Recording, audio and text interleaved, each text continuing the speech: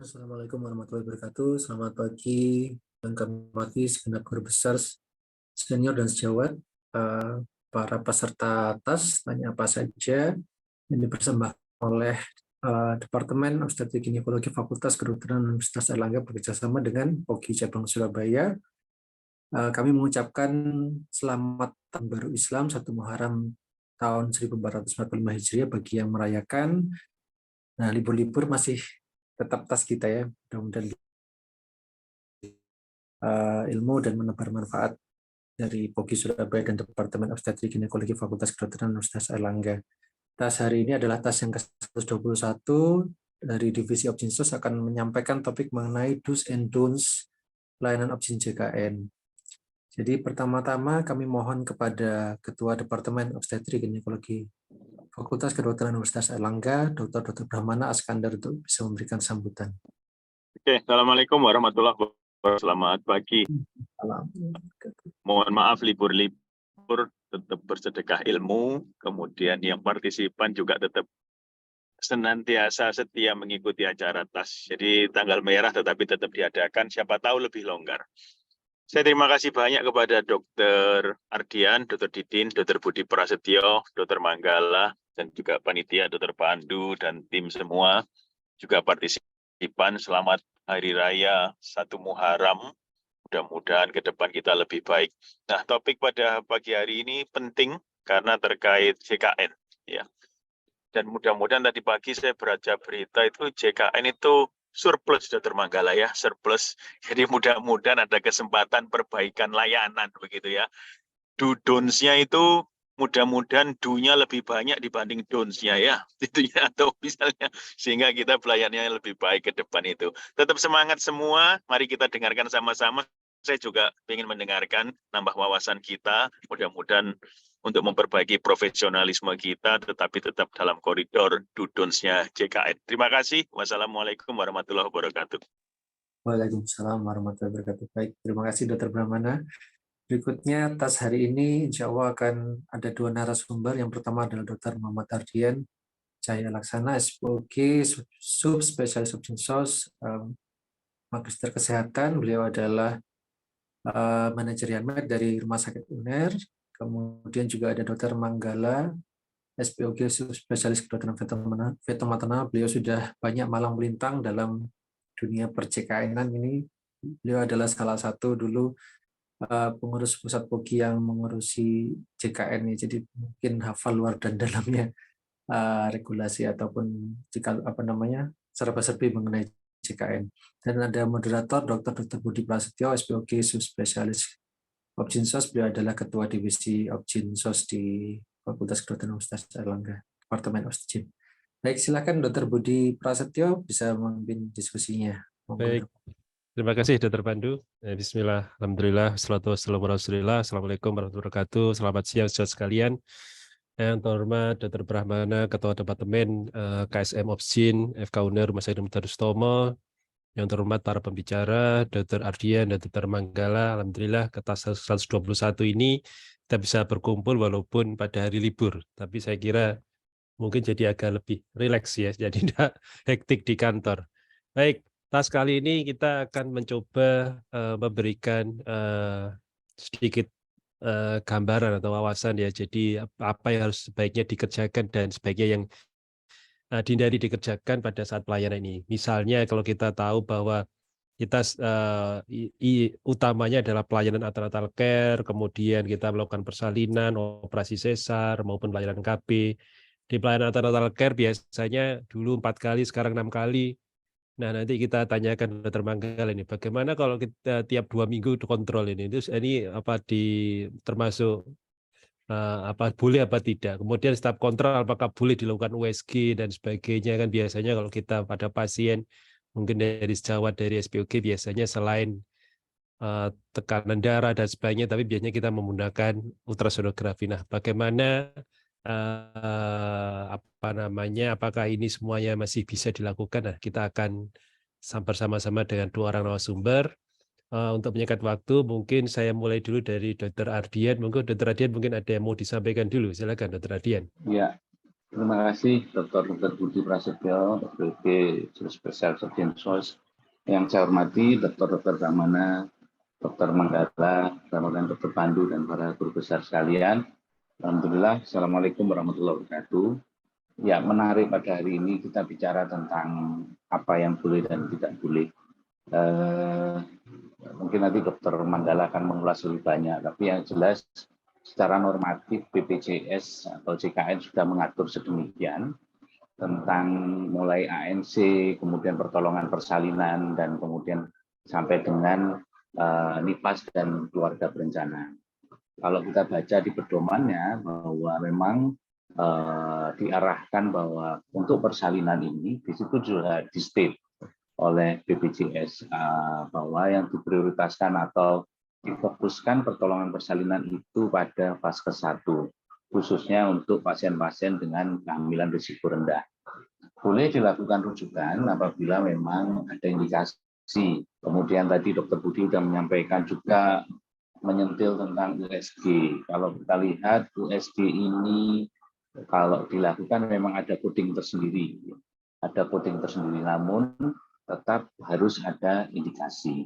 Kemudian tentang persalinan. Nah, persalinan ini menarik di era JKN ini malah trennya nanti mungkin Dr. Manggala ada data juga bahwa tren persalinan sesar di era JKN ini agak meningkat. Kami sendiri sedang melakukan penelitian tentang bagaimana peningkatan angka SC ini. Tapi ini tidak dialami di Indonesia, bahkan di dunia lain, di beberapa negara maju peningkatannya jauh lebih besar. Artinya kalau di Indonesia dan khususnya di Jawa Timur memang untuk rate-nya masih di atas standar dari Kemenkes. Oleh sebab itu inilah yang harusnya kita menjadi perhatian bersama bagaimana untuk menurunkan angka SC.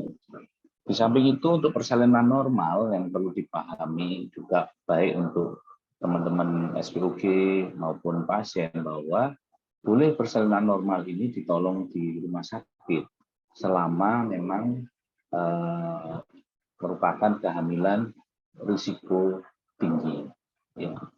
Nah, kemudian untuk NIPAS dan KB pun BPJS juga memberikan fasilitasnya. Memang kita ketahui kalau misalkan dari aspek perumahsakitan, pelayanan kebidanan atau klaim untuk kebidanan ini relatif tidak terlalu besar. Tapi apapun itu kita tidak berfokus di sana, tapi kita lebih berfokus bagaimana kita memberikan pelayanan terbaik untuk pasien. Begitu. Sehingga pasien mampu mendapatkan manfaat dari JKN dan mampu mendapatkan manfaat dari rumah sakit. Itu pembukaan dari saya, Dr. Budi. Terima kasih. Baik, terima kasih Dr. Radian. Jadi Radian ini sangat concern waktu sejak tahun 2018 bagaimana menurunkan waktu itu rujukan yang tidak tidak tepat, tepat ya. Jadi sangat saya ingat Dr. Radian sampai sosialisasi ke daerah-daerah. Baik, terima kasih Dr. Radian. Jadi amat concern terhadap tingginya angka operasi sesar dan sekarang sedang berupaya membuat suatu terobosan bagaimana menurunkan angka kejadian sesar. Ya, kita berangkat dari beberapa penelitian dengan menggunakan kriteria Robson dan kita evaluasi dan harapannya ada modul yang bisa kita pakai untuk menurunkan kejadian ini. Baik, kemudian saya undang Dr. Manggala. Monggo Dr. Manggala, silakan. Saya kira banyak sekali info-info dari Dr. Manggala ya sesuai selama ini mengurusi pelayanan opsin di JKN ini. Silakan Dr. Manggala. Ya, matur nuwun. Bismillahirrahmanirrahim. Assalamualaikum warahmatullahi wabarakatuh. Selamat pagi. Yang saya hormati Dr. Budi Pras, Dr. Brahmana, Dr. Didin, guru-guru senior saya semua ini, Dr. Pandu, saya lihat ada Dr. Seto dan mungkin seluruh participants ya. Jadi izin mungkin saya ada slide ya Dr. Budi Pras, Dr. Didin. Silakan. Mungkin sekaligus ya memberikan informasi lah ya, memberikan informasi karena sebenarnya sudah banyak update dan mungkin untuk memberi pandangan kira-kira di luar kita gitu ya. Kadang-kadang kita cuma melihat di bidang kita aja, tapi saya ingin memberikan pandangan di luar kita itu memandang kita seperti apa sih ya, memandang kita seperti apa ya. Kebetulan saya ini di Ketua TKMKB Cabang Surabaya, dulu pernah jabat Pokja JKN, jadi ya ujung-ujungnya dimintain tolong terus ya kalau ada urusan masalah JKN ya. Dan mungkin untuk TAS ini saya kira sangat menarik sekali ya memberikan topik seperti ini, karena biasanya kalau membahas tentang topik feto maternal, topik apa dan lain sebagainya di kolom Q&A itu kalau saya lihat mesti ada, ini kalau BPJS bagaimana? Nah gitu ya, akhirnya kalau saya pas lewat saya ditanyain gitu ya. Jadi moga-moga dengan ini kita bisa belajar bersama lah. Ya, ini diskusi bersama. Saya nggak mungkin bisa mempresentasikan semuanya, tapi ada beberapa yang nanti mungkin akan saya bahas ya. Baik, mungkin yang pertama mungkin disclaimer dulu ya. Jadi saya ini masih pengurus dan anggota POGI Cabang Surabaya ya. Kadang-kadang orang lihat muka saya ini dianggap saya ini pegawai BPJS gitu ya. Jadi sempat ada seminar itu sampai saya dibilang gini, itu pegawai BPJS yang pinter objin itu siapa ya namanya ya, Dokter Manggala ya namanya ya. Jadi dianggap saya pegawai BPJS. Kebetulan saya nggak punya bajunya BPJS ini. Saya masih anak buahnya Dokter Brahmana dan Dokter Budi Pras ini ya. Nah, jadi kemarin PP POGI itu diundang sampai tingkat KPK ya, karena ya masalah fraud ini cukup menjadi perhatian. Jadi di sana saya presentasi berusaha untuk menyadarkan semuanya ya, stakeholder pusat ya utamanya ya, dari KPK, dari BPJS, dari Kemenkes, bahwa problem utama di bidang obstetri kalau menurut saya itu bukan masalah exchange rate-nya tinggi dan lain sebagainya. Sebenarnya problem utamanya tentunya di tarifnya kita yang memang rendah. Tadi Dr. Didin sudah sempat nyindir gitu ya, tarifnya kita relatif rugi ya.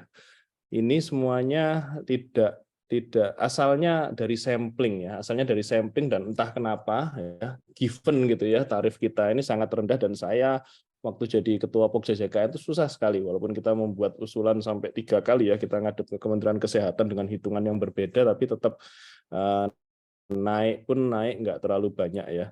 Tapi yang jelas dampaknya ini yang cukup signifikan. Kalau saya boleh cerita di Dr. Sutomo, saya selalu ngomong sama Dr. Brahmana, Dok, saya di waktu presentasi disindir lagi nih, karena harmonisasinya Opjin itu sampai 100% negatif gitu ya. Kalau yang lain mungkin di Sutomo itu ada yang 70% negatif, 80% negatif, di Opjin itu 100% negatif. Nah, kalau kita lihat misalnya tarifnya kurang, ujung-ujungnya apa? Kadang-kadang rumah sakit akhirnya menerapkan itu ya, ini kendali mutu atau kendali biaya ya, jadi pelayanannya itu ditoto, menyesuaikan, harusnya itu kalau kita bikin PPK itu menyesuaikan evidence base, tapi kadang-kadang menyesuaikan klaimnya berapa, udah dikasih ini aja dan lain sebagainya. Ini dampak ujung karena tarifnya kurang ya. Belum lagi pembagian jasa pelayanan, ada yang masih fee for service ya, bukan remunerasi. Kadang-kadang remunerasi pun berdasarkan poin, kadang-kadang karena yang dibagi sedikit akhirnya cari poin sebanyak-banyaknya. Jadi kita agak susah sekali ya dengan tarif yang sedikit ini. Rumah sakit swasta juga kadang-kadang profit oriented. Jadi kalau misalnya harmonisasi negatif, profit oriented kan susah ini ya, karena berusaha untuk untung di setiap kasus-kasusnya ya, dan tidak ada mekanisme urun biaya kadang-kadang ya. Jadi ini sangat-sangat susah sekali ya.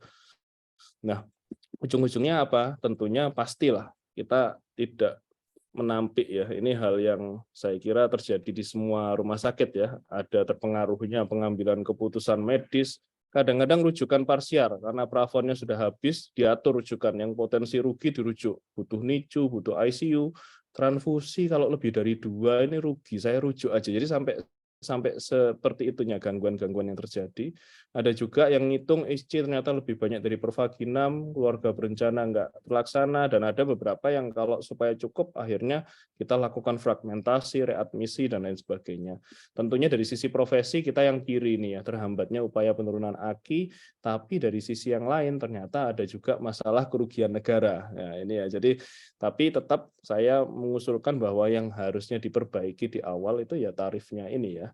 Cuma apapun itu, karena kita ini menggunakan sistem JKN ya, dan JKN itu benar-benar ada peraturannya ya. Jadi kita harus paham bahwa ya apapun itu yang ada sekarang, kita harus mentaati peraturan yang ada. Dan kita tahu bersama bahwa JKN itu beberapa partnya itu adalah biaya negara ya, sehingga semuanya pasti akan diaudit. Jadi BPJS itu diaudit, ada tim kendali mutu, kendali biaya, kalau pernah mendengar ya, ada KPK, ada BPKP, masuk semuanya di sana untuk menilai, sehingga kita mungkin pusing ya, kita ini kerja sudah susah, tapi kok diaudit, ditanyain ini dan lain sebagainya. Ini adalah mekanisme yang wajar. Jadi kita harus mulai, mungkin sudah sejak tahun 2014 ya, kita harus mulai wajar bahwa ini hal yang akan terus terjadi. Nah, saya ingin menjelaskan dikit masalah do and don'ts ya. Jadi prinsip dasar klaim itu dua ini yang penting ya. Jadi menggunakan kode diagnosis versi tahun 2010 ya. Kalau di US itu sudah pakai 2022 ya. Jadi kita ini ketinggalan banyak, kadang-kadang codingnya nggak sesuai, tapi tetap karena kita pakai peraturan Menteri Kesehatan ini yang diatur, dan sumber data dari coding itu ini ya. Kita tugasnya profesi memberikan sumber data yang lengkap. Syukur-syukur kalau kita tahu coding akan lebih bagus lagi, tapi minimal resume medis dan rekam medis ini harus sangat lengkap ya. Dan prinsipnya dua ini. Jadi kalau ada tindakan medis apapun itu yang menggunakan JKN harus ada indikasi medis dan buktinya. Ya, bukti itu nggak mesti harus USG dan lain sebagainya, bukti pemeriksaan fisik dan lain sebagainya itu harus kita tulis. Kalau kita terbiasa seperti ini, ketika ada pertanyaan dari BPJS kita siap. Oh ini sudah ada buktinya, ini ada indikasi medisnya. Jadi pada prinsipnya semua tindakan medis harus ada indikasi medisnya. Ini yang pertama. Dan yang kedua, kalau kita ada diagnosis yang mau di-coding, itu harus mendapatkan pelayanan kesehatan. Jadi contohnya seperti ini, misalnya ada anemia, kita nulis diagnosis anemia, tapi nggak ditransfusi, nggak dikasih tablet tambah darah, itu diagnosis anemianya nggak boleh di-coding.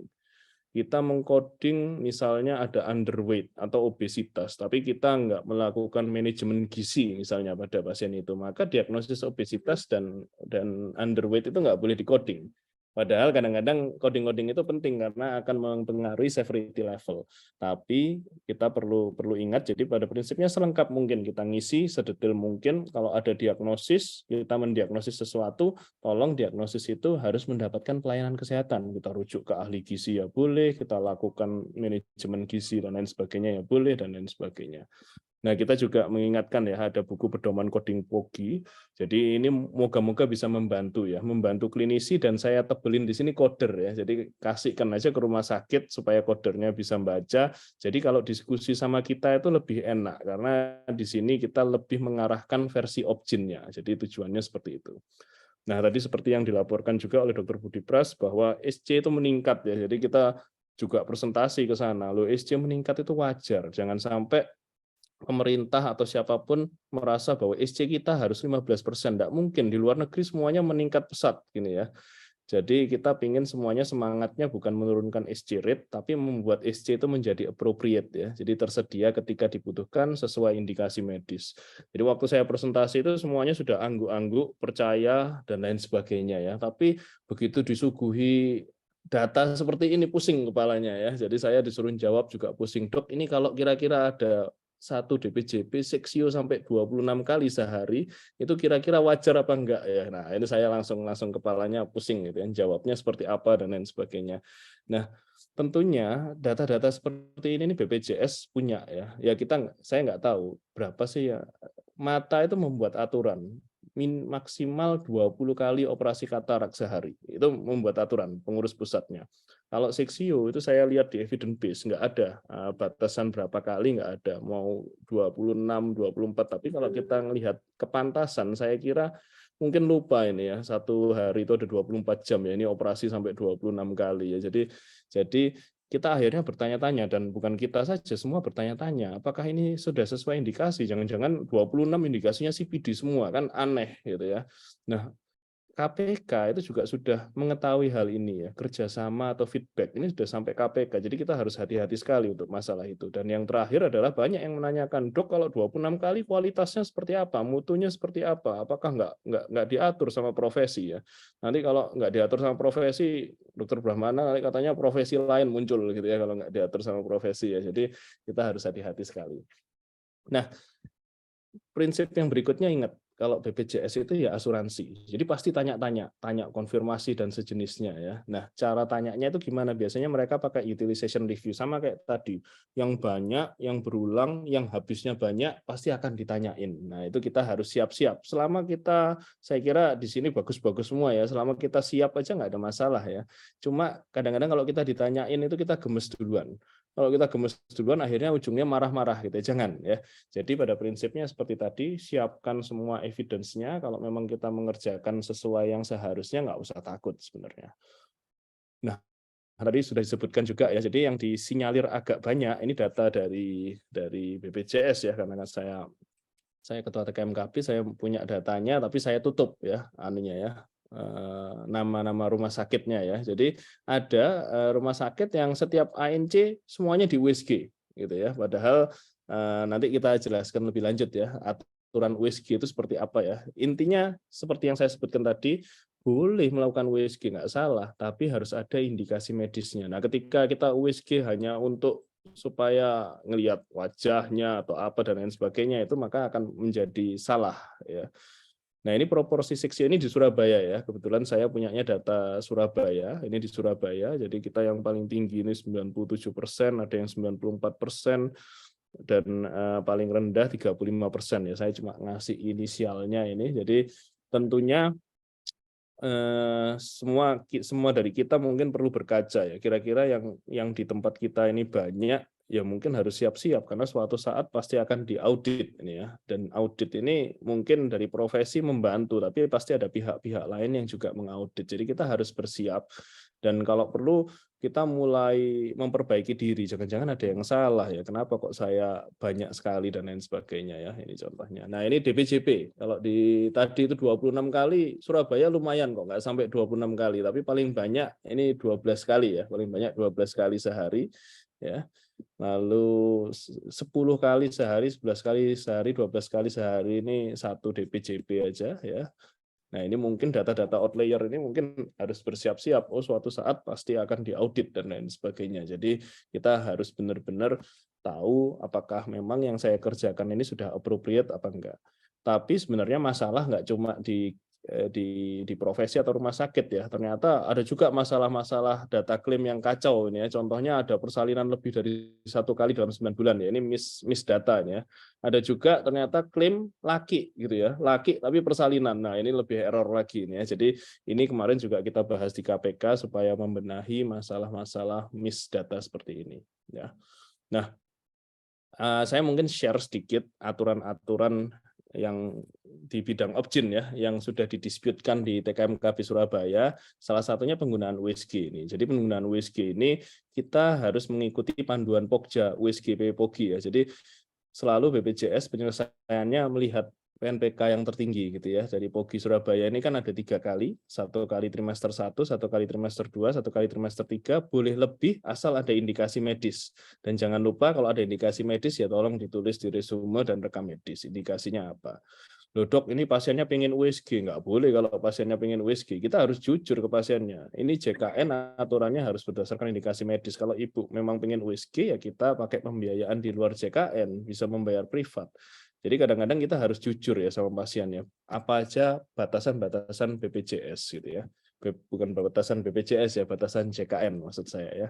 Nah, kuretase ini waktu itu sempat dispute, apakah nggak bisa rawat jalan, dok? Saya bilang ya nggak bisa, karena risiko pembiusan dan pengawasannya lebih dari 6 jam. Jadi kuretase ini nggak ada masalah untuk rawat inap, ketuban pecah dini, itu justru kondisi patologis ini ya, jadi harus lahir di rumah sakit. Waktu itu ditanya, kenapa kok ketuban pecah dini akhirnya lahir per vaginam, lahir di rumah sakit? Loh, nggak ada masalah, selama ini kondisi patologis memang harus dilahirkan di rumah sakit, tapi tolong rumah sakit mungkin menetapkan ini KPD, diagnosisnya asalnya dari mana, penata laksanaan juga ingat tadi harus dilakukan. Lalu ada juga yang sering masalah episiografi ini ya. Jadi kalau kita melakukan episiotomi nggak perlu di-coding repair perineum. Tapi sebaliknya, kalau misalnya ada ruptur perineum yang bukan gara-gara episiotomi, atau kita misalnya sudah melakukan episiotomi tapi ada ruptur di area lainnya, ya nggak apa-apa di-coding repair perineum. Tapi hal-hal seperti ini harus diingat loh ya, ketika kita mengklaim dan lain sebagainya, tolong rekam medis semuanya harus diisi. Ya. memang dampak klaimnya naik. Jadi yang hal-hal seperti ini pasti jadi pandangan khusus dari BPJS ya. Lalu gangguan gizi seperti yang tadi saya sebutkan ya, bisa di-coding asal ada tindakan spesifik. Post-it, hati-hati, post-it itu codingnya sering-sering salah O48 ya. Kadang-kadang ini juga susah ya. Misalnya rumah sakit punya coder yang nggak paham tentang kodifikasi, ini juga repot kadang-kadang karena kitanya ditanyain ya bingung juga. Nggak apa-apa, ada buku coding itu bisa digunakan ya. Ada buku coding itu bisa digunakan, kita bisa pakai coding lainnya. Ini contoh-contoh aja dispute ya. Jadi pada prinsipnya kalau kita nggak nulis rapi, mungkin klaimnya bisa berbeda. Ini contohnya ya, kalau persalinan pervaginam saja klaimnya segini. Kalau kita nulis ICD-9-CM, kita vakum atau kita lakukan perinografi, naik gitu ya. Kita lakukan sterilisasi pasca persalinan, naik klaimnya. Bukan tidak ada klaimnya loh ya. Jadi kalau kita melakukan steril pasca persalinan itu ada klaimnya tersendiri. Kecuali kalau sterilnya dilakukan bersamaan dengan seksio, karena grup yang ada masih hanya grup seksio ya. Moga-moga grup yang baru segera keluar ya. Nah, ini ada beberapa hal tips and tricks ya. Jadi kira-kira apa yang perlu kita tulis sih dan sering lupa menurut saya ya. Yang pertama pastikan nulis tunggal atau gemeli ya. Jadi kalau gemeli jangan lupa ditulis. Kita kadang-kadang cuma nulis GHH ya, gemeli hidup-hidup ya. Mungkin coder nggak paham G itu apa ya. Tapi ketika gemeli itu di coding maka klaimnya bisa naik, severity levelnya akan tinggi ya.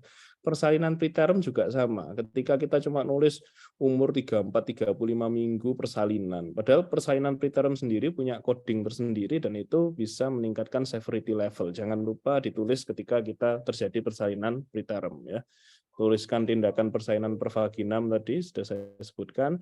Khusus hipertensi dalam kehamilan tolong bedakan ya. Ini sering jadi dispute di BPJS ya, masalah hipertensi gestasional, preeklamsi. Lihat aja PNPK preeklamsi ya. Verifikator itu dokter, jadi dia paham ketika ada dispute nanti repot malahan ya, klaimnya nggak keluar, ujung-ujungnya jasa medis nggak keluar dan lain sebagainya.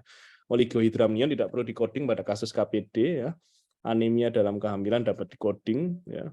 Lalu jangan lupa kalau kita melakukan tindakan lain yang bukan merupakan tindakan utama, tolong di-coding. Misalnya seksio dan Bellins, tolong ditulis Bellinsnya, tapi ditulis juga kenapa dilakukan Bellins gitu ya. Seksio adesiolisis, tolong ditulis kenapa kok dilakukan adesiolisis. Tapi kalau adesiolisis ini boleh di-coding selama adesiolisisnya dilakukan secara tajam. Kalau kita cuma pakai tangan atau pakai nggak pakai alat instrumen khusus, maka itu nggak bisa diklaim. Jadi ini aturan-aturan khusus yang mungkin kita harus tahu ya, kita harus tahu detail dan tolong ditulis di laporan operasinya secara detail ya apa yang kita lakukan ya. Ini semua ada klaimnya. Nah, kita mengcoding ini, maka nanti grupnya itu akan berpindah. Nggak ke grup obstetri, tapi grup yang lain. Sehingga pasti akan jadi pertanyaan sama BPJS. Tapi nggak usah bingung selama kita menulis dengan rapi, baik, ada evidence-nya, kita tetap lanjut aja, nggak ada masalah ya. Jadi intinya bersiap untuk dikonfirmasi ya, intinya seperti itu. Nah, ini juga ada beberapa salah paham ya, kadang-kadang salah paham ya. Ini ditanggung JKN, itu nggak ditanggung JKN ya. Jadi bukan tidak ditanggung JKN, tapi yang benar adalah rumah sakit biasanya melakukan pembatasan-pembatasan. Jadi bukan berarti ini enggak, semua itu ditanggung JKN sebenarnya. Kita mau nambah obat yang canggih-canggih, mau nambah ini, tapi rumah sakit yang pasti akan mengatur kira-kira obat ini appropriate enggak, buat apa obat ini efeknya penting apa enggak. Misalnya contohnya obat, ada yang minta obat bagus gitu ya, obat paten gitu ya. Lo obat paten sama generik bedanya apa? Ketika misalnya generik aja bagus, ya sudah rumah sakit akan melakukan pembatasan karena kan mereka akan menghitung gitu ya. Jadi seperti itu. Tapi prinsipnya semua ditanggung oleh JKN. Boleh nambah obat non generik. Nah, kita narik tambahan untuk IREX ya, narik tambahan untuk sterilisasi nggak boleh ya, di JKN itu nggak boleh, itu termasuk IUR dan termasuk fraud ya. Jadi hati-hati sekali dan jangan sampai sekalipun dari profesi ya keluar ngomong seperti ini ya. Nanti fraudnya kenanya fraud profesi itu ya, apalagi kalau nambah ke profesinya langsung ya. Jadi ini harus hati-hati. Persalinan pervaginam nggak boleh di RS, boleh seperti yang disebutkan Dr. Budi ya, boleh. Asal ada masalah patologis ya, baik kehamilan maupun persalinan. Loh dok, ini kadang-kadang nggak ada masalah patologis, tapi ujung-ujungnya datangnya sudah buka 7, buka 8, mau kayak gimana? Kita masih bisa saat ini pakai pasal kondisi darurat atau emergency ya. Jadi ini area abu-abu memang, dan sampai saat ini kalau saya tanyakan masih bisa ditanggung ya selama ada dasar darurat atau emergency-nya ya. Ada juga yang menyatakan seperti ini hati-hati nih, nggak bisa readmisi nih, kalau observasi in partu mau rawat inap berulang nggak boleh, ujung-ujungnya pasien nggak boleh rawat inap ternyata brojol gitu ya. Jangan ya, jadi ini bisa ditanggung semua karena ini sifatnya kegawatan atau indikasi medis. Tulis yang rapi, tulis penyebab indikasi rawat inapnya dan lain sebagainya, jadi nggak usah bingung. Kontrol jangan terlalu cepat, itu sebenarnya kadang-kadang aturan rumah sakit yang membingungkan kadang-kadang ya. Jadi boleh misalnya pasien ini curiga UGR, kontrol poli tiap 3 hari, nggak ada masalah, semuanya bisa diklaim. Itu bukan termasuk fragmentasi, tapi kita harus tulis kenapa alasannya dan lain sebagainya. Ini pasti ditanyain, jadi hal-hal yang berulang secara cepat ini pasti ditanyain, tapi kita bisa menulis, nggak ada masalah ya. Dan kita harus ingat prinsip ini, JKN itu sifatnya untuk kebutuhan dasar kesehatan ya, jadi nggak usah yang aneh-aneh gitu ya. Jadi kita nggak perlu upgrade dan lain sebagainya, sifatnya kebutuhan dasar dan semua tindakan wajib dilakukan dengan indikasi medis. Jadi kalau SC-nya by request itu ya nggak bisa ya. Dan ini prinsip yang penting ya, nolong tuh boleh, kadang-kadang kita kasihan gitu, aduh kok sakit kasihan, tapi hati-hati terjebak fraud. Ketika itu ditarik ke pasien maka itu termasuk fraud ya. Jadi kalau nggak sesuai dengan aturan JKN, kita juga informasikan aja ke pasien, Bu, ini nggak boleh, Bu, kita nambah, Ibu yang nambah, dan lain sebagainya, itu nggak boleh, karena JKN aturannya gini. Kita tabrakkan aja dengan aturan JKN. Kadang-kadang kita prinsipnya ingin nolong, tapi malah kita yang akhirnya salah dan terjebak kepada fraud. Ya.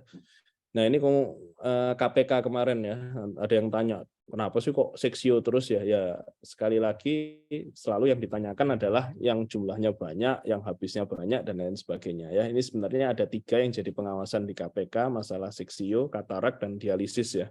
Kebetulan ya karena salah satunya seksio, PP POGI diundang gitu ya. Alhamdulillah masih organisasi PP POGI yang diundang ya. Kalau ada POGI lainnya gitu gawat nanti ya. Jadi kita tetap berusaha mengawal ini terus, dan ini adalah dugaan jenis fraud ya, jadi harus hati-hati, kita semua harus hati-hati, saya sendiri juga harus hati-hati di sini, hati-hati manipulasi diagnosis tindakan, melakukan tindakan pengobatan tidak sesuai dengan indikasi medis. Nah ini yang nomor 7 nih ya, menerima suap terkait jaminan kesehatan, kickback atas rujukan, ini semua sudah tahu ya. Dan ini mungkin kalau di tempat-tempat yang seksionnya banyak akan sangat dievaluasi itu ya, apakah terjadi seperti itu apa enggak. Dan ketika ada problem ya tentunya hati-hati. Fraud yang kita lakukan di sini sifatnya masih pencegahan ya, tapi ketika sudah ada penindakan fraud itu sanksinya nggak cuma pengembalian dana, tapi ada denda. Ya, kita sudah disuruh mengembalikan dana, kena denda lagi ya. Jadi harus hati-hati sekali. Dan iur biaya yang tadi saya sebutkan, hati-hati. Dan waktu itu dari POGI kita mengusulkan untuk misalnya mengevaluasi seksio, tentunya seksio yang primigravida, karena kita sama-sama ingin mengurangi seksio pada primigravida gitu ya. SC pada KPD dan CPD ini yang diagnosisnya kadang-kadang agak sumir, ini akan dievaluasi lebih lanjut nanti ya. Dan saya mungkin berpesan profesi tetap profesional ya ke depannya ya. Dan mungkin ini ada beberapa slide terakhir peran jasa pelayanan ya. Jadi kita harus membedakan ya, hati-hati. Sebenarnya BPJS itu urusannya itu cuma sama peserta sama rumah sakit ya. Kita nggak ada urusan sama BPJS. Profesi itu urusannya cuma sama rumah sakit. Ya, profesi urusannya sama rumah sakit. Jadi kalau jasa pelayanan harusnya nggak ada hubungannya sama BPJS. Kita tinggal bernegosiasi sama rumah sakit. Cuma jeleknya adalah memang peraturannya sampai saat ini nggak baik untuk kita. Ada aturan-aturan untuk pemberian jasa pelayanan, bahkan di rumah sakit swasta tergantung pemilik gitu ya. Kadang-kadang terserah direkturnya ya. Kadang-kadang maaf kalau nggak ada sisa nggak dibagi gitu ya. Bahkan kalau rugi ikut nanggung. Ada pengembalian dana disuruh nanggung. Kalau misalnya ada hal-hal seperti ini, mungkin alangkah baiknya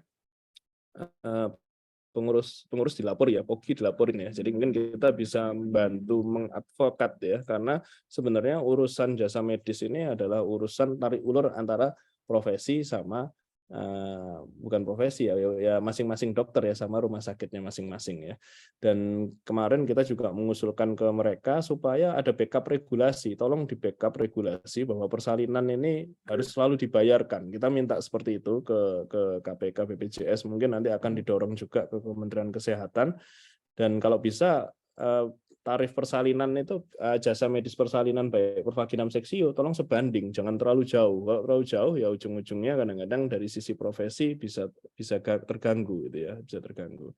Nah, ini beberapa usulan ya yang waktu itu kita usulkan ke KPK. Jadi justru banyak kita ke pemerintah, ke BPJS dan ke Vaskes ya. Tapi tetap di sisi kita sendiri juga kita akan bersama-sama lah yang melakukan audit medis pada daerah-daerah yang outlier-nya banyak. Jadi harus siap-siap kita mulai berkaca posisi saya di mana ya ini ya, kira-kira perlu perhatian atau enggak ya. Jadi mungkin itu dari saya, Dr. Budi Pras. Mohon maaf agak banyak, tapi saya rasa perlu disampaikan semuanya. Moga-moga kita bisa berdiskusi lebih banyak setelah ini. Matur nuwun sangat, Dr. Budi Pras. Saya kembalikan ke moderator. Baik, terima kasih Dr. Gala, luar biasa. Jadi saya kira ini banyak sekali informasi yang baru yang bisa kita dapatkan. Jadi menarik sekali Dr. Gala. Jadi semangatnya bukan untuk menurunkan angka seksio, tapi memang seksio appropriate ya. Baik, saya setuju juga itu ya. Jadi tetap ada seksio bila ada indikasi medis. Kemudian yang kedua yang kita garis bawahi adalah kickback rujukan. Kalau dulu Dr. Didin namanya gratifikasi rujukan. Jadi sekarang namanya kickback rujukan Dr. Didin ya.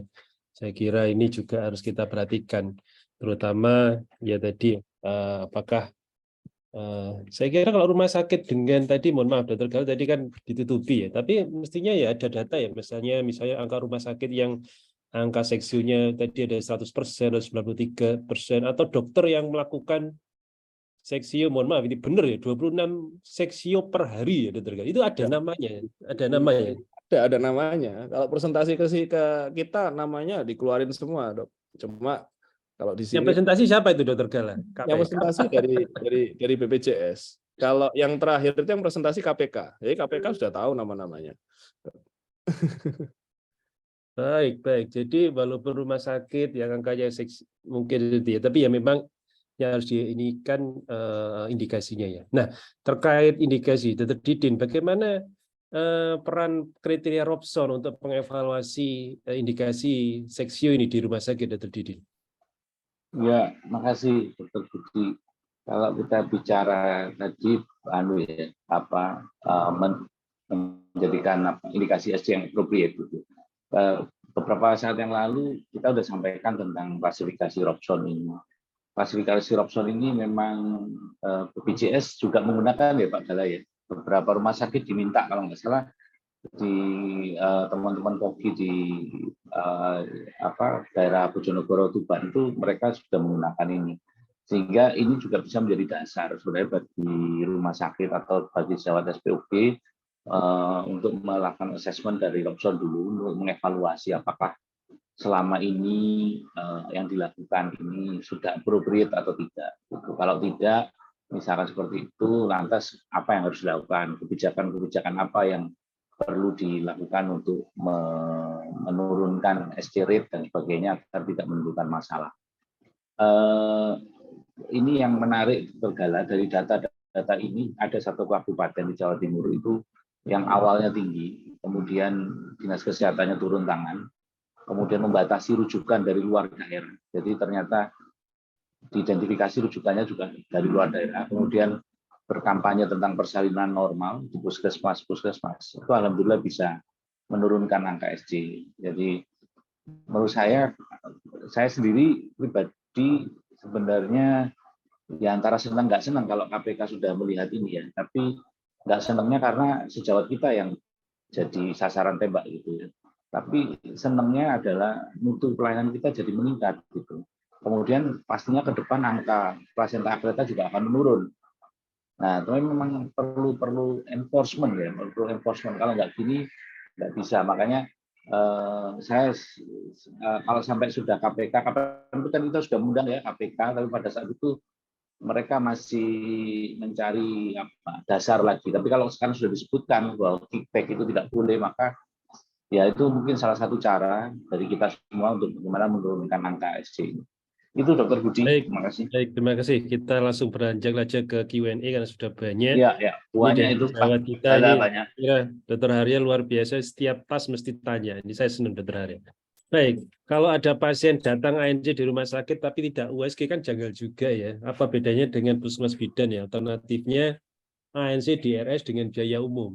Nah, nanti ini apakah nanti dikira mengarahkan supaya jadi umum nanti kesannya? Gimana Dr. Gala? Mestinya kita harus sesuaikan indikasi saja. Memang kita sekarang harus merubah pelayanan seperti dulu, setiap persalinan antibiotik, sekarang setiap persalinan beri anti nyeri aja. Ternyata antibiotik tidak ada masalah ya. Monggo Dr. Gala mungkin. Ya. Saya itu mungkin teringat ya Dok ya. Teringat waktu PPDS zaman dulu ya, di Polihamil gitu ya. Mau ngerujuk USG itu saya harus pakai indikasi medis gitu ya. Kalau nggak pakai indikasi medis, saya dipanggil sama almarhum dokter Nadir gitu ya, dimarah-marahin ya. Ini apa alasannya kok kamu USG gitu ya. Jadi mungkin pada prinsipnya sama seperti itu ya. Jadi mungkin kita kembali lagi ke pasiennya. Ketika pasien itu nggak ada indikasi medis untuk dilakukan seksiu, ya kontrol rutin ANC biasa di tempat kita. Karena kan apapun itu pasien kontrol itu kan nggak harus USG memang ya, dalam tanda kutip ya. Di luar negeri mungkin misalnya ada yang pernah merasakan ANC pakai asuransi nasionalnya luar negeri juga sama. Jadi nggak melulu USG. Mungkin karena kita sudah terbiasa di swasta itu setiap pasien selalu kita USG untuk ada bedanya. Ini kita terapkan yang sama untuk pasien JKN. Saya kira mungkin kita harus membedakan ya.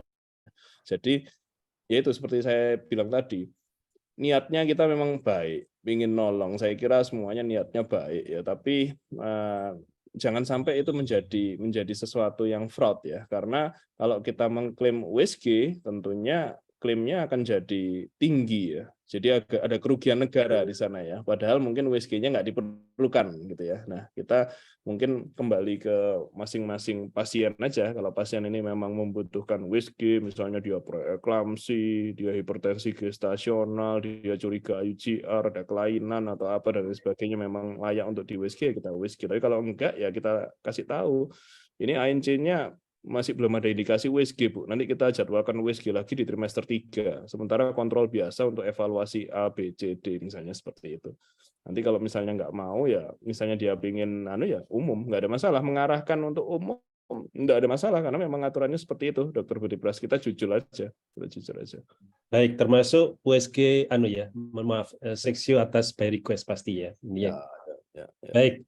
Dr. Gala, yang menarik lagi mungkin disambung sedikit ya. Bagaimana tentang misalnya sekarang dengan ada USG dasar obstetri terbatas oleh sejawat dokter umum di vaskes primer ya. Kalau sudah di USG mereka, kemudian mereka, ini kok kelihatannya ada sesuatu yang aneh ya. Kemudian dikonsulkan ke rumah sakit. Kemudian dalam waktu seminggu di USG 2 kali, satunya di vaskes primer, satunya di rumah sakit, apa masih boleh? Nggak ada masalah, Dok. Kalau itu kan ada beda leveling ya. Kalau misalnya seperti itu nggak ada masalah, karena kan memang dikonsulin dan itu kita USG legal banget itu, karena memang ada indikasinya. Ya, ditulis saja alasannya apa. Baik, itu sudah menjawab banyak pertanyaan. Baik, kita lanjutkan lagi. Mohon izin, ada kasus tindakan SC dengan patuh selamat dan tertutup ada extended. Ini kodenya bagaimana, Dr. Gala? SC dengan penyulit sedang atau berat apa? Mana, Dr. Gala ini?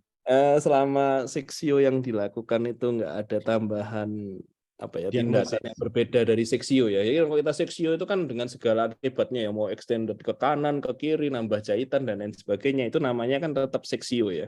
Jadi kalau seperti itu ya kodenya tetap sama ya. Jadi nggak ada masalah. Seksio ringan ya. Ya, kecuali ringan sedang beratnya tergantung diagnosis, Dr. Budi Pras, bukan tergantung tindakan. Jadi misalnya nih ya, pada waktu kita melakukan seksio extended, HB-nya mungkin sampai 1000, perdarahannya mungkin sampai 1000 gitu ya. Ya tolong ditulis ini HPP, karena nanti HPP-nya itu yang akan menyebabkan level diagnosisnya menjadi sedang gitu ya. Atau misalnya ternyata tengah-tengah shock hipovolemik gitu ya, harus diresusitasi sama anestesinya ya, kita tulis riwayat shock hipovolemik. Itu akan membuat severity levelnya jadi berat, tapi bukan seksionya yang menyebabkan jadi sedang berat. Tindakan itu nggak akan merubah ringan sedang berat, tapi tindakan itu akan merubah jenis grupnya. Ya, jadi misalnya saya seksio, habis itu ternyata kayak Dr. Rozi itu melakukan ligasi neovaskularisasi pembuluh darah, maka nanti grupnya itu nggak jadi grup seksio, dia akan pindah ke grupnya orang TKV. Nah, itu yang berbeda. Jadi ketika ada tindakan lain yang bukan seksio secara rutin, maka kita akan mengkoding lainnya. Tapi untuk ini ya kodingnya mungkin tetap seksio ya, karena ini merupakan bagian dari tindakan seksio. Baik, jadi tidak dihitung keringatnya ya Pak, yang penting dokter Gala ya. Intinya begitu, padahal kopios ini pasti lebih kopios. Ya itu dok, kalau misalnya ada penyulit kayak HPP-nya dan anemia dan lain sebagainya, tolong ditulis karena itu akan meningkatkan severity level. Naiknya lumayan 200 sampai 1 juta gitu ya. Jadi harusnya bisa lah ya. Kalau induksi Pak, menaikkan Nah, klaim. induksi ini ada pertanyaan juga ya. Induksi nggak menaikkan klaim ya. Nggak menaikkan Induksi klaim, menaikkan betul. klaim. Jadi induksi ujung-ujungnya kalau persalinan pervaginam maka ya grupnya grup pervaginam. Induksi ujung-ujungnya seksio maka grupnya akan ikut grup seksio. Seksio ya, Grup baik. yang baru itu ada pembedanya ya. Induksi itu kita bikin menjadi peningkatan severity level ya. Tapi yang sekarang ini yang existing sekarang ini enggak gitu ya. Cuma ya kalau kita jangan melihat, kita nggak boleh selalu melihat ini apa untung rugi apa enggak ya, kita tetap berbasis sesuai indikasi gitu ya. Ketika ini memang indikasi induksi ya induksi, indikasi seksio ya seksio. Saya kira seperti itu ya. Jadi ini ada pertanyaannya apakah di cover BPJS, sebenarnya lagi-lagi nggak ada urusan cover nggak di cover BPJS. Kadang-kadang yang ada pembatasan rumah sakit. Karena rumah sakit kan pasti membatasin ya ini kalau diinduksi habis itu persen vaginam nanti lewat plafon ya. Nah ini yang memang penting peran dari apa ya melakukan subsidi silang dan lain sebagainya. Tapi profesi harus tetap profesional menurut saya. Ketika hal itu dibatasi oleh rumah sakit, saya kira kita nggak perlu ikut-ikut. Ya biarkan rumah sakit aja yang ngatur. Tapi kalau kita harus tetap mengerjakan sesuai indikasi medis. Mungkin seperti itu. Nggak gampang memang Dr. Budi Pras saya ngomong Ya, seperti baik. itu. Gampang, Ya. tapi harus tetap profesional lah. Jadi ini sama ya. Jadi ini pertanyaan adisiolisis pada bekas seksio 1 kali. Nah, ini saya kira ya sama ya. Tetap indikasinya adalah seksio ya. Saya kira tidak ada masalah ini. Kemudian komplikasi, kemudian tindakan Billings. Nah, gimana kalau Billings? Tapi pasti komplikasinya perdarahan atau ini kemudian baru di Billings. Nah, itu pasti mungkin ada severitasnya meningkat. Begitu ya Dr. Gala ya? Bisa dok, nanti bukan severitasnya meningkat, tapi dia akan berubah grup.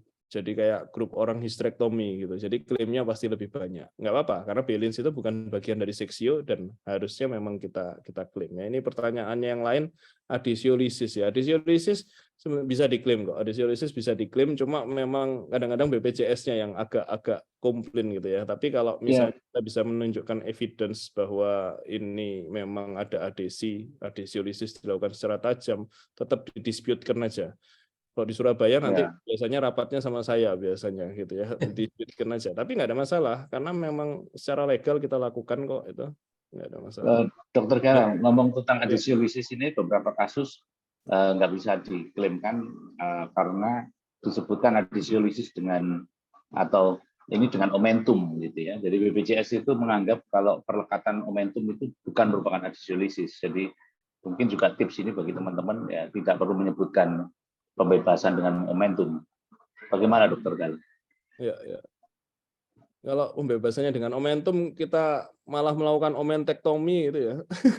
Tambah aja nggak ada masalah kalau saya. Oh, nggak masalah ya, tapi ini pengalaman pribadi aja kemarin sempat nggak bisa menjadi pertanyaan. Gitu. Memang dokter Didin, yang susah itu sekarang itu memang rumah sakit itu mempersiapkan dalam tanda kutip koder yang pintar dan lihai gitu ya untuk berdiskusi dengan BPJS. Ketika kodernya itu atau bagian kesmiknya rumah sakit itu nggak mampu bernegosiasi dalam tanda kutip dengan BPJS, itu akan repot.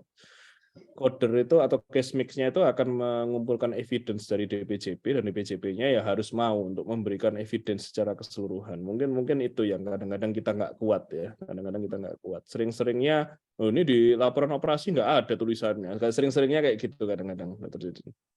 Ya. Baik, terima kasih. Mungkin karena ini waktunya juga, saya ingin juga lagi kita balik ke Q&A. Kalau terjadi fraud, SC naik tanpa indikasi medis, kemudian disuruh kembalikan dana, apakah profesi bisa membantu? Saya kira itu angel. Tapi bagaimana? Pak Budi ini, Pak Budi. Ini ada Dokter Pandu ini, Dokter Yusuf. Gimana Dokter Gala? Saya kira kalau fraud ya mungkin ya kita tidak bisa membantu dari profesi ya, kecuali kalau ingin apakah ini mengevaluasi apakah ini sesuai indikasi medis ya dilihat dari Robson kriteria mungkin ya. Mungkin ada pandangan Dr. Didin kalau gitu Dr. Didin. Wah ini berat ini ya. Ya, mungkin sebelum itu ya kita koreksi masing-masing aja lah gitu. Benar kita harus menguasai klasifikasi Robson dulu, kemudian setelah itu buat kebijakan-kebijakan untuk menurunkan itu aja. Tapi kalau kita masih pakai pola-pola yang lama, konservatif, malah nanti dicurigai oleh BPJS. Saya kira memang One Pogi hanya untuk medico legal ya. Jadi apa yang Ya, sudah betul. dikerjakan dengan protap, SOP yang berlaku, kemudian terjadi ketidakpuasan atau apa, nah ini yang dibantu oleh profesi. Saya kira mungkin itu. Kalau untuk yang lain, karena itu salah satu tujuan TAS kali ini ya kita harapannya semuanya tahu ya, kita harus paham tentang masalah beberapa aturan ini yang mungkin selama ini kita apakah sudah ada yang sudah mengetahui apa tidak, paling tidak kita harus semua tahu tentang masalah aturan-aturan do dan don'ts-nya yang harus dilakukan ya. Jadi dispute BPJS saya kira ini Dr. Brahmana nambahi memang tidak termasuk tanggungan ya. Baik. Kemudian ini ada kolega kami dari Solo ini, Dr. Sofin ini. Sekarang pasien makin pandai ngakali, jadi sebenarnya dia patuh normal dan bidan, tapi pada KRS saat sudah pembukaan hampir lengkap ya, atau KPP. Ini apakah boleh ditolong bidan dengan DPJP sebagai penanggung jawab atau oleh bidan saja? Kemudian yang kedua, SC ada indikasi obstetri, kemudian ada kistectomium. Ini dilema apakah seksiu langsung kistektomi dan SC atau SC dan kistektomia kapan-kapan? Gimana dokter? Mungkin dokter Gala bisa menunggu. Dokter Sofin ini ya. Oh ini tadi kan mungkin sudah saya sebutkan ya mungkin ya. Jadi itu abu-abu memang ya, area abu-abu ya. Jadi dia dekat-dekat mau persalinan datang ke rumah sakit itu sebenarnya masih bisa diklaim. Untuk yang nolong nggak ada masalah sih sebenarnya ya, mau bidan atau siapapun nggak ada masalah.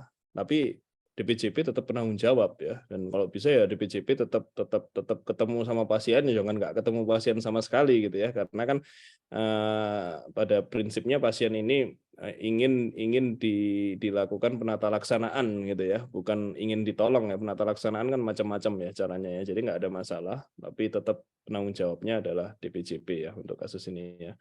Lalu untuk kebetulan ada kista atau miom, nah ini yang kadang-kadang repot ya, kadang-kadang ya. Sebenarnya kalau kita memang ada indikasi melakukan kistektomi dan miomektomi pada waktu itu nggak ada masalah.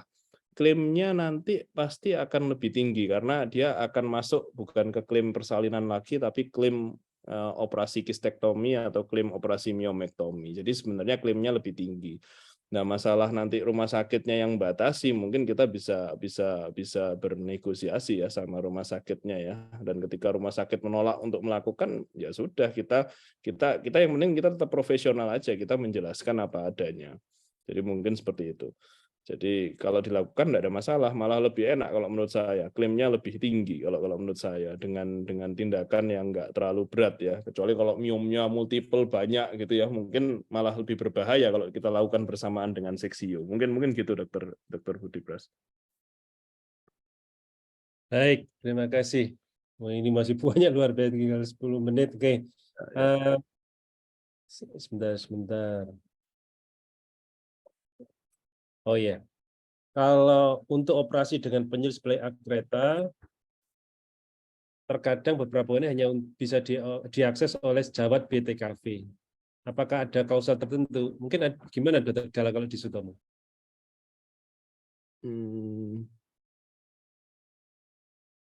Ini ya kadang-kadang ada antara Kesmik atau BPJS-nya itu yang ngotot-ngototan gini ya. Jadi seolah-olah kalau kodenya itu adalah kode sejawat lain, itu yang boleh mengkoding adalah dokter sejawat lain. Contohnya misalnya ada ruptur buli gitu ya. Padahal sebenarnya Opjin kalau misalnya di daerah tertentu gitu mungkin bisa melakukan repair buli gitu ya. Itu kesannya nggak boleh, harusnya yang merepair buli adalah urologi. Sebenarnya nggak sesaklek itu ya, sama seperti kalau misalnya kita ligasi arteri hipogastrika gitu ya, itu kan sebenarnya kompetensi dari Opjin ya, jadi nggak perlu ada BTKV walaupun codingnya dan grupnya itu akan masuk ke grupnya BTKV, nggak ada masalah. Karena prinsip coding dan prinsip grouping itu berdasarkan sistem organ, bukan berdasarkan spesialisnya apa. Jadi itu mungkin perlu disepakati bersama dan memang perlu negosiasi yang bagus antara Kesmik dan BPJS untuk menyadarkan bahwa coding ini dibuat untuk secara universal berdasarkan sistem organ, bukan berdasarkan oh ini punyanya BTKV, oh ini punyanya digestif, oh ini punyanya plastik, enggak seperti itu ya. Jadi bisa di-coding, bisa di-coding. Baik, terima kasih. Nah, kemudian kalau Dr. Ari tadi sudah dijawab ya, pesanan spontan pasti ya masih bisa. Ini ditulis saja indikasinya dan sebagainya. Kemudian apakah untuk pembelajaran asal DPJP-nya tetap bertanggung jawab ya Dr. Gala ya ini ya. Boleh enggak? Untuk pendidikan kan sudah tahu ya, rumah sakit pendidikan masih tidak ada masalah ya. Ada masalah. Bahkan di rumah sakit pendidikan kadang-kadang ada irisan, Dr. Budi Pras. Misalnya saya jaga nih, butuh seksio buka 2 kamar operasi gitu ya. Akhirnya DPJP-nya kan saya semua itu ya, ada irisan operasi gitu ya, nggak ada masalah selama itu rumah sakit pendidikan. Yang penting hal-hal seperti itu tolong lengkap gitu ya, direkam medis lengkap, bisa dijelaskan dan lain sebagainya. Saya rasa kok nggak ada masalah ya untuk masalah itu. Ya, baik. Nah, usul di depan poli yang terima BPJS ditulis tulisan banner WSG sesuai dengan peraturan BPJS digagal selama hamil. Dr. Didin gimana sebagai manajer, boleh enggak seperti ini Dr. Didin? Ini kalau praktek-praktek seperti ini sebaiknya tidak ya, karena nanti bisa menjadi sekarang di era medsos, kemudian pasien itu juga melaporkan langsung gitu ya. Menurut saya di KIE aja yang baik gitu. KIE biasanya rumah sakit itu menyediakan tim informasinya untuk memberikan KIE yang baik. Pengalaman kami beberapa kebijakan itu memang tidak perlu tertulis supaya nanti tidak menimbulkan polemik. Kan sekarang udah ramai di medsos itu. Gimana Dokter Gala? Setuju ya? Ya, jadi kalau misalnya sesuatu yang bertabrakan itu kita harus hati-hati apakah yang kita tulis ini benar apa enggak. Kadang-kadang kan soalnya multi persepsi ya. Jadi mending kita omongkan secara personal aja bahwa ini seperti ini seperti itu. Makin banyak nulis makin bisa di capture ya. Nah, itu. Saya rasa di rumah sakit UNER ya juga menerapkan kan ya Dokter Didin ya. Jadi kita lakukan WSG kalau memang ada indikasi ya dan saya rasa pasien-pasien di RS UNER dan Sutomo itu ya dalam tanda kutip siap nggak di WSG, mungkin gitu ya Dokter Didin ya. Iya, dan mereka sudah tahu kalau seandainya mereka BPJS ya haknya seperti ini. Kalau memang pengen lebih ya mereka pindah ke poli umum atau VIP. Betul, ke VIP. Baik, kemudian ini Dr. Nurdin Akbar tentang irisan waktu TS anestesi di mana daerah masih kekurangan SP anestesi sehingga rumah sakit harus mengembalikan dana. Ini mungkin seksio tapi yang bius bukan anestesi gitu mungkin ya. Gimana Dokter Gala ini? Yang bius. Dokter Gala yang pernah menyelesaikan masalah ini kayaknya. Iya, gimana Dokter Gala? Saya nggak pernah menyelesaikan masalah ini masalah di Jawa Timur nih, bukan masalah di Jawa Timur ya, bukan Surabaya. Cuma pada prinsipnya gini Dok, memang ya namanya JKN itu basisnya adalah Permenkes ya. Jadi semuanya serba saklek ya. Kita bukan kayak textbook yang kadang-kadang menurut A, menurut B, menurut C ini dan lain sebagainya. Jadi kita bisa memilih gitu ya. Ini benar-benar peraturan yang sifatnya saklek. Jadi ketika ada peraturan bahwa pembius itu harus spesialis anestesi dan itu yang mengeluarkan adalah pengurus pusatnya anestesi, Dr. Didin, Dr. Bas. Sehingga ya semuanya harus nurut. Ketika yang bius bukan anestesi, ya salah. Nah, ketika ada irisan dan itu bukan di rumah sakit pendidikan gitu ya. Kalau rumah sakit pendidikan kan ada DPJP, walaupun ada DPJP ada dokter-dokter lainnya gitu ya. Kalau ini misalnya penata anestesi 3, anestesinya 1 ya itu termasuk hal yang apalagi beda rumah sakit gitu ya. Kalau nggak salah kasusnya beda rumah sakit gitu ya. Jadi dokter anestesinya cuma 1. Nah, kalau seperti itu ya termasuk irisan sih ya. Dan sebenarnya kalau dari sisi saya ya, jangan sampai profesinya atau dalam tanda kutip objinnya mengembalikan dana ya. Saya nggak terima mengembalikan dana. Yang mengembalikan dana harusnya rumah sakit, karena rumah sakit harusnya mengatur hal-hal seperti itu. Harusnya benar-benar itu. Nah, ketika ada kesulitan anestesi, ya sudah harus lapor ke Pemdanya atau Dinkesnya. Ini gampang-gampangannya walaupun nggak gampang sepertinya ya. Cuma tetap sesuai aturan sih ya menurut saya. Ya. Saya tambah sedikit Dokter Budi. Jadi memang kalau aturan ini kaku sifatnya. Nah, ini yang harus dipahami oleh sejawat sekalian. Dengan adanya JKN ini kita harus menyesuaikan. Mau nggak mau ya harus begitu. Kalau memang ternyata tidak bisa, kita tidak bisa berdalih lagi dengan adanya, oh ini fatal distress menyelamatkan nyawa dan sebagainya. Sepertinya mereka juga tidak melihat itu, gitu ya. Begitu ya, Dokter Gala ya. Jadi itu juga bisa jadi data nanti kepada pemilik rumah sakit atau Pemda atau Pemprov untuk mengajukan spesialis anestesi yang lain. Ya, makasih. Baik, mungkin ini terakhir.